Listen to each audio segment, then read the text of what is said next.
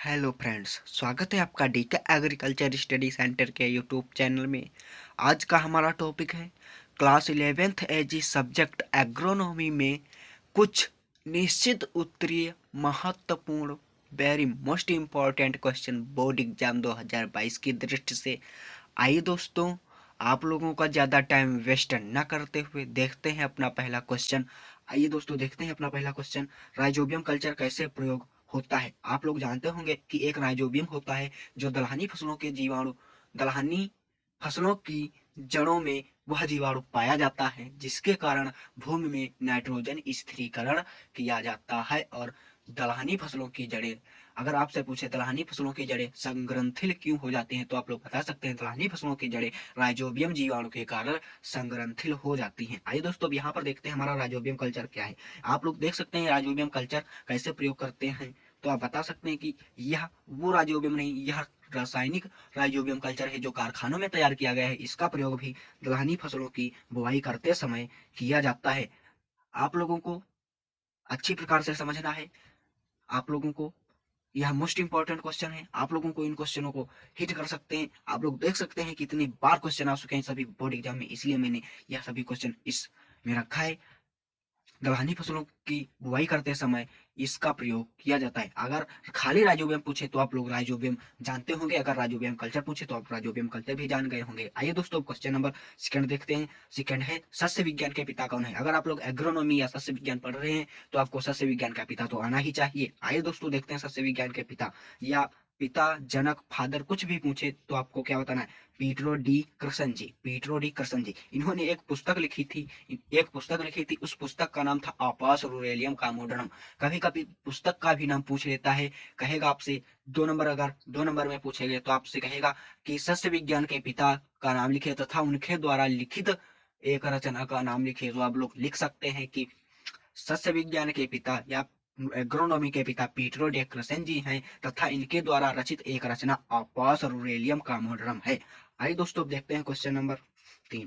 किसान को कौन सा बीज बोना चाहिए? आप लोग जानते होंगे किसान को कौन सा बीज बोना चाहिए। तो किसान को शुद्ध एवं प्रमाणित बीज बोना चाहिए। शुद्ध एवं प्रमाणित बीज बोना चाहिए। अगर आप लोग जानते होंगे कि एक ही बीज, अगर कोई भी किसान है मार्केट से एक बार बीज लाया, उसको 2 से 3 4 वर्ष तक प्रयोग करता है, तो आप लोग देखते होंगे कि फसल अच्छी नहीं होती है। तो उसमें जो बीज होता है आपका वो अंकुरित होने में असमर्थ हो जाता है और अंकुरण अच्छा नहीं होता। इसीलिए आपको प्रतिवर्ष मार्केट से नया बीज या तो घर में ही स्वयं प्रमाणित करके बीज को बोना चाहिए। शुद्ध एवं प्रमाणित बीज बोना चाहिए। आप लोग जानते होंगे कि बीज उपचार थायराम या कैप्टान का से करते हैं, और गन्ने में पूछे तो एगलाल से बीज उपचार करते हैं। तो आप लोगों को बीज उपचार करके ही बोना है। अगर कहीं भी बीज, किसान को बीज कौन सा बोना चाहिए इसमें आप सब लिख सकते हैं। यहाँ पर आपका निश्चित उत्तरीय प्रश्न है तो बहुत लिखने की जरूरत नहीं है। आइए दोस्तों, देखते हैं क्वेश्चन नंबर 4। आपसे पूछ रहा है गेहूं में पाई जाने वाली प्रोटीन है, या इस प्रकार से क्वेश्चन पूछ सकता है गेहूं में प्रोटीन किस रूप में पाई जाती है। तो आप लोग बता सकते हैं गेहूं में प्रोटीन ग्लूटीन के रूप में पाई जाती है। अगर बात करें कितने प्रतिशत पाई जाते हैं, तो आप लोग बता सकते हैं 9 से 14% तक पाई जाते हैं। 9 से 14% तक प्रोटीन पाई जाती है गेहूं में। आइए दोस्तों, अब क्वेश्चन नंबर 5 देख लेते हैं। आइए दोस्तों, देखते हैं क्वेश्चन नंबर 5। 4 तक हमने देख लिया था। अब देखते हैं क्वेश्चन नंबर 5। फेलेरिस माइनर, आपको बताना है फेलेरिस माइनर किस फसल में लगने वाला खरपतवार है। आप लोग, आइए दोस्तों, मैं पहले आप लोगों को बता देता हूँ फेलेरिस माइनर क्या है। फेलेरिस माइनर आप लोग जानते होंगे गेहूं का मामा। गेहूं का मामा का वानस्पतिक नाम फेलेरिस माइनर है। यह गेहूं का प्रमुख खरपतवार है। अगर इसकी रोकथाम की बात करें तो इसकी रोकथाम आइसोप्रोट्यूरान 75%, आइसोप्रोट्यूरान 75% दवा से इसको रोका जाता है या इसकी रोकथाम की जाती है। आइए दोस्तों, देखते हैं क्वेश्चन नंबर 6। धान में खैरा रोग का क्या कारण है? आप लोग जानते होंगे खैरा रोग, सुना होगा। मोस्ट इंपॉर्टेंट खैरा रोग है। जिस प्रकार मूंगफली का टिक्का रोग और आम का मैंगो मिलीबग, उसी प्रकार धान का खैरा रोग मोस्ट इंपॉर्टेंट है दोस्तों। आप लोगों को यह लोगों में याद कर लेना होगा किस प्रकार से इसकी रोकथाम की जाती है। आइए दोस्तों, देखते हैं धान की खैरा रोग का क्या कारण है। तो आप लोग बता सकते हैं जिंक की कमी के कारण धान में खैरा रोग हो जाता है। आप लोग बता सकते हैं जिंक की कमी के कारण धान में खैरा रोग हो जाता है। अगर आपसे लौंग में पूछता तो आप वहां पर लिखते किस प्रकार से रोकथाम रोकथाम किस प्रकार से करेंगे। तो 2.5 kg बुझा चूना, 2.5 kg बुझा चूना, 5 kg जिंक सल्फेट, या आपको बुझा चूना न उपलब्ध है तो आप लोग 20 केजी यूरिया ले सकते हैं, नहीं तो 5 केजी जिंक सल्फेट, 2.5 केजी बुझा चूना। अगर बुझा चूना उपलब्ध नहीं है तो आप लोग यूरिया का प्रयोग कर सकते हैं। 20 केजी यूरिया का घोल बनाकर आप लोग छिड़काव करेंगे। आइए दोस्तों क्वेश्चन नंबर 7 देखते हैं। 7, सोयाबीन में प्रोटीन कितने प्रतिशत पाई होती है या पाई जाती है? सोयाबीन में आप लोग जानते होंगे 40 से 42% प्रोटीन पाई जाती है, 40 से 42%। अगर तेल की बात करें, तेल, सोयाबीन में तेल कितने मात्रा में या कितने प्रतिशत पाया जाता है, तो आप लोग बता सकते हैं 20 से 22% सोयाबीन में तेल की मात्रा होती है। आइए दोस्तों अब क्वेश्चन नंबर 8 देखते हैं।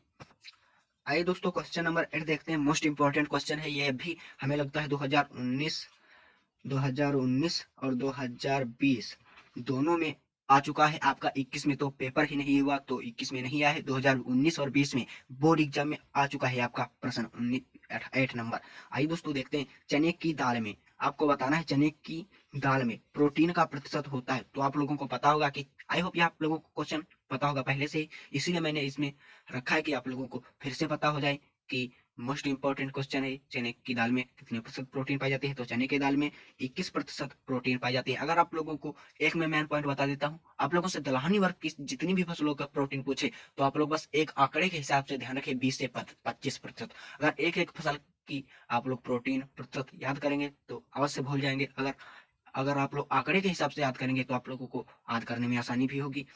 अगर यहाँ पर आपसे चने का कुल और वानस्पतिक नाम पूछे, दोस्तों आप लोग चने, वानस्पतिक नाम और कुल, आप लोगों को 11 फसलें हैं इस बार आपके कोर्स में। 11 एजी एग्रो सब्जेक्ट एग्रोनॉमी में आपकी 11 फसलें हैं। 11 फसलों पर मैंने एक वीडियो बना रखा है, वहां बता रखा है कि आप लोग 15 मार्क्स कैसे एक यूनिट से प्राप्त करेंगे और किस प्रकार से आपके क्वेश्चन आएंगे। वहां से आप लोग दोस्तों वो वीडियो आप लोग अवश्य देखें, आप लोगों को लिंक नीचे डिस्क्रिप्शन बॉक्स में मिल जाएगी।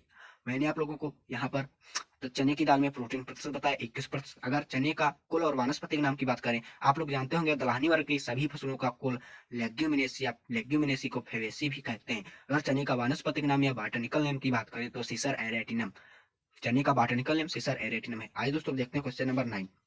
गन्ना कितने वर्ष की फसल है? आपको बताना है जो गन्ना कितने वर्ष की फसल है। तो आप लोग जानते होंगे गन्ना 2 वर्ष की फसल है, कुछ लोग इसको 3 वर्ष तक रखते हैं, तो आपका मैन 2 ही वर्ष तक माना जाता है। आइए दोस्तों, हमने देखा कि गन्ना कितने वर्ष की फसल है, तो आप लोग गन्ना 2 वर्ष की फसल है जानते होंगे। अगर गन्ने के कुल और वानस्पतिक नाम की बात करें तो गन्ना का कुल ग्रेमनी और गन्ने का वानस्पतिक नाम या बॉटनिकल नेम सेकरम ऑफिसिनेरम है, सेकरम ऑफिसिनेरम है। आइए दोस्तों क्वेश्चन नंबर 10 देखते हैं। कितना मोस्ट इंपॉर्टेंट क्वेश्चन है, हमारा ये वानस्पतिक नाम या बॉटनिकल नेम से संबंधित है। आइए दोस्तों, आलू, आलू का वानस्पतिक नाम पूछ रहा है आपसे, आलू का वानस्पतिक नाम बताइए। तो आप लोग आलू का वानस्पतिक नाम सोलेनम ट्यूबरोसम बता सकते हैं। आलू का वानस्पतिक नाम सोलेनम ट्यूबरोसम है। अगर आपसे पूछे कि आलू का, आलू आप लोग जानते होंगे हरा हो जाता है, तो आलू हरा होने का क्या कारण है? आलू हरा हो जाता है, किसके कारण हरा हो जाता है? तो आपको उसका नाम बताना है। तो आप लोग जानते होंगे सोलेन सोलेने सोलेनेसी।